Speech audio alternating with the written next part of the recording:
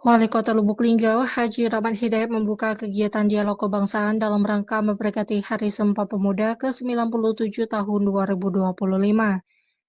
Dengan mengusung tema peran kritis mahasiswa dalam menumbuhkan semangat kepemudaan dan sinergitas gerakan mahasiswa menuju Lubuk Linggau sebagai kota juara untuk pemberdayaan masyarakat.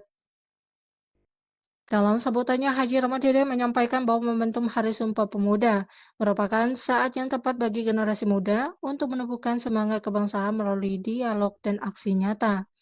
Ia juga mengutip pesan Bung Karno yang terkenal berikan aku 10 pemuda akan kuguncangkan dunia sebagai pengingat bahwa semangat dan peran aktif mahasiswa sangat dibutuhkan dalam mewujudkan Indonesia emas dan mendukung visi dan misi Linggau Juara.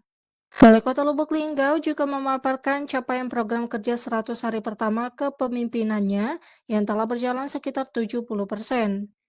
Ia menegaskan bahwa program yang belum terrealisasi akan diusahakan direalisasikan karena sudah dimasukkan dalam anggaran perubahan.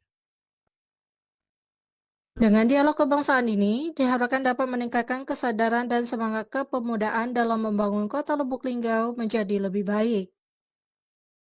Kami juga menyampaikan saya lebih suka pemuda yang di warung kopi daripada pemuda itu.